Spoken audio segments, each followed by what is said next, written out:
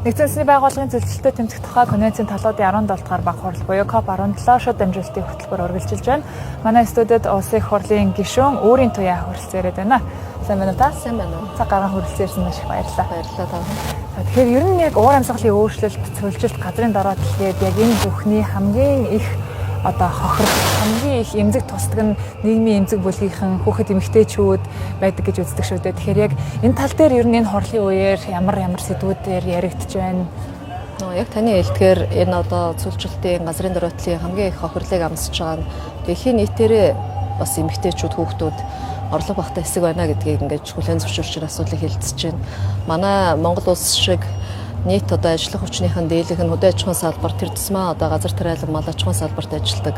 За энэ дотроо бас эмэгтэйчүүд илүү их зөглөх энэ ажлын байран дээр ажиллаж байгаа. Тэгээд тэр тусмаа өндөрлөг бус нутгийн хувьд уур амьсгалын өөрчлөлт ялангуяа цагуурын дулаараас сүүлийн жилүүдэд бас дэлхийн дунджаас илүү өндөрөөр нэмэгдэж байгаа юм улс орны хувьд. За яг энэ малчин эмэгтэйчүүдийн амжиргааны чанар, амьдралын төвшөнд хамгийн их нөлөөлж байгаа зүйл бол бас бэлчээрийн доройтол цагуурын асуудал, цөлжилтийн асуудал болсон байна. Тэгэд энэ хүрээнд зөвхөн нэг уриалга гаргаад асуудлыг яриад лозон болгоод явах биш. Яг бодит амьдрал дээр хэрхэн яаж хэрэгжүүлэх вэ?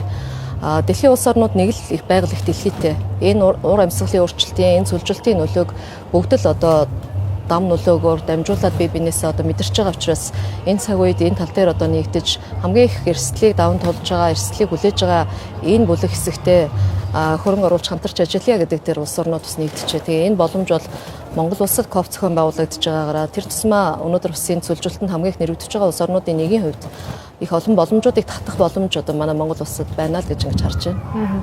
Тэгээ ер нь та бас яг хэллээ эмэгтэйчүүд хүүхдүүд хамгийн ихээр уур амьсгалын өөрчлөлт цөлжилтийн нөлөөг амсж байна гэд. Тэгвэл эмэгтэйчүүдийн холбоо маань яг энэ тал дээр ямар ажлуудыг хийж ажиллаж байгаа вэ? Социал-демократ Монголын эмэгтэйчүүдийн холбоо COP17 дээр бид цэнхэр бүсэд, ногоон бүсэд павильонтой ажиллаж байна. За яагаад бид энд оролцох болов гэж. Тэгэхээр мэдээж эмэгтэйчүүдийн байгууллага, эмэгтэйчүүдийн эрх ашигын төлөө бас нэгдэж ажиллах юм зорилготой. Хэдийгээр бид яг энэ COP арга хэмжээнд дээр уур амьсгалын өөрчлөлт, цөлжилтийн асуудал дээр нь тулгуурлаж ажиллаж байгаа ч гэлээсэн яг холбооны бодлого чиглэл үйл ажиллагаа бол яг л энэ эмэгтэйчүүд рүү чиглэсэн, эмэгтэйчүүдээр дамжуулан нийгмийн сайн сайхан манлайлалыг нэмэгдүүлэхэд чиглэсэн ажлуудтай маань бүрэн уялдж байгаа. За өнөөдөр амьдралын чанар, хүний амьдралын чанар, хүний энэ аз жаргалын энд хэс юугаар хэмжигддэг юм бэ гэдэг бол хамгийн түрүүнд эрүүл аюулгүй амьдрах орчин, эрүүл хүнс, тэгээд дээр нь агаар ус, орчны бохирдлын асуудал хамгийн чухал байр суурь эзэлдэг юм байна. Тэгэхээр хүний анхдагч хэрэгцээ болсон энэ амьдрах орчин нөхцөл аюулгүй хүнсний асуудал дээр хамгийн их суур тулгамдсан асуудал болж байгаа асуудал бол өнөөдөр үнэхээр энэ байгаль орчны доройтлын асуудал, цөлжилтийн асуудал, газрын доройтол хөрс шимгүү үржил муутай болсноос мал аж ахуйн салбарт малаас авах ашиг шим жишээлбэл буурч байна, малын чанар буурч байна, хүнсний аюулгүй байдал нөлөөлж байна, үрхийн амжиргаанд нөлөөлж байна. За ийм учраас яг энэ нөхцөл байдал дээр эмэгтэйчүүдийн холбоо илүү манлайлал гаргаж тулгамдсан асуудлуудыг гарц шийдэл хайж хамтарч ажиллах боломжуудыг эрэлхийлж байгаа. Тэр жагуулгаараа COP-төр бид бол бас хэд хэдэн зорилготой орж ирсэн. За нэгдүгürt бас энэ ногоон бүстэй ялангуяа бизнес эрхэлж байгаа эмэгтэйчүүдэд илүү оролцох боломжоор нь хангах нэг өдрийг тухайн бизнесүүдэд байгаль орчинд ээлтэй эмэгтэйчүүд эрхэлж байгаа. Дээр нь энэ байгаль орчны доройтлын эсрэг гендерийн тэгш байдлыг хангахад үүрэг оролцоо оруулж байгаа бүсгүүчүүдэд бас зөрчилсөн таниулах зорилготой нэг өдрөөр нь бүүтийг бас ажиллуулж байна. За цэнхэр бүс дээр бол илүү бодлогын асуудлуудаа бид хэлэлцэж байна. Социал-демократ Монголын эмэгтэйчүүдийн холбооноос бид Women 5 дугаар бодлогыг төвшүүлээд ажиллаж байгаа. Тэгээ энэ бодлого бол нэгдүгээр эмэгтэйчүүд эрүүл байж, эрүүл Монгол ээжээр дамжуулж Монгол хүн бүр, Монголын нийгэм, гэр бүл тэр бүхтэй эрүүл байх асуудлыг ярьж байна. Боломжууд бидэнд бас opportunities буюу боломжууд бас тэгш байгаасаа эмэгтэй хүн болгоны өмнө боломж тэгш байгаасаа mother hood буюу их хүүхдийн асуудал дээр эмэгтэйчүүд их хүүхдийн асуудал хамгийн тулгамдсан асуудал бол хүүхдийн эрүүл мэнд, хүүхдийн эрүүл өсөх, боловсрч сурах энэ аюулгүй орчныг хангах асуудал бол тулгамдж байна.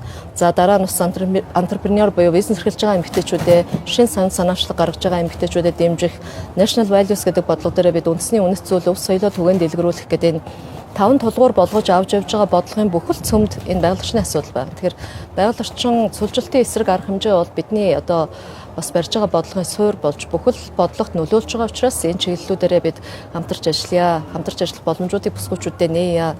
Энэ эмэгтэйчүүдтэй хурж ажиллах, олон улсын байгууллагатай харилцах энэ боломжийг гүр болох ийм зорилготойгоор ажиллаж цэнхэр бүстэй бас 2 том арга хэмжээ зохион байгууллаа. За үүний нэг нь Баянбурд эмэгтэйчүүд санг байгуулсан. За нөгөөх нь бол одоо эмэгтэйчүүдэд бүх төвшөнд бэлтгэх. Ялангуяа улс төрийн төвшөнтчдэр, бизнесийн төвшөнтчдэр, хувь хүний хөгжлийн төвшөнтчдэр мөн энэ одоо ногоон хөгжилт тэр тусмаа цулжилтын эсрэг эмэгтэйчүүдийн оролцоог нэмэгдүүлэх олон улсын бахарл явж байгаа энэ үед яг энэ асуудал дээр бид эмэгтэйчүүдээ үе шатаар бэлтгэж хамтдаа бас хөгжлийн төлөө алхах боломжийг нээхээр эмэгтэйчүүдийн бүртээ академиг байгуулад энэ академийнхаа нээлтийг өсгөе.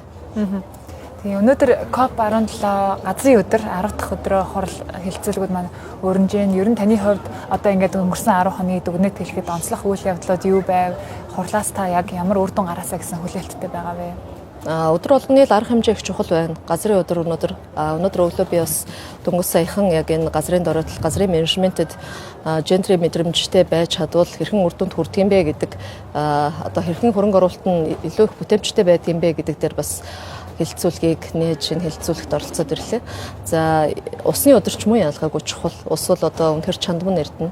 Тэгэхээр усгүйгээр бид чи амьдрах боломжгүй. Усныхаа нөөцийг яаж нэмэгдүүлэх вэ? Энэ одоо нөхөн сэргээлтийг хийгээгүйгээс болоод хүний хүчин зүйлийн оролцоотой олон хүчин зүйлээс болоод усны нөөц хомсдож байгаа энэ цаг үед ус ямар үнцэнтэй юм бэ гэдгийг магадгүй энэ монголчуудад ойлгуулсан цаг хугацаа өдөр боллоо гэж бодож байна. Санхүүжилтийн өдрүүд бас их чухал байлаа. Олон одоо сангууд хамтарч ажиллах, олон сангууд бие биентэйгээ үйл ажиллагаагаа хорших энэ боломжуудыг санхүүжилтийн өдрөөр гаргалаа гэдэг ингээд аваад үзвэл бүхэл өдрүүд маш чухал байлаа. Тэгээ удахгүй одоо COP маань дуусах гэж байна. Тийм учраас энэ нэгтгэж дүгнэх, за энэ хилцсэн асуудлуудаа үр дүнд илүү ажил бодит хэрэг болгож чиглүүлэхэд одоо сүүлийн өдрүүдэд илүү туршлагынхаа хүрээнд нэгтгэн зүйтэй байхаа гэсэн бодолтой ингээд ажиллаад явж байна. За цаг гарган ярилцлага гэсэн танд маш их баярлалаа. Баярлалаа. Үзэгчдээ манай студид Улсын их хурлын гишүүн Өөрийн туяа ирж өөрийн байр сууриасаа хуваалцлаа. COP17 шууд амжилтын хөтөлбөр үргэлжилж байна.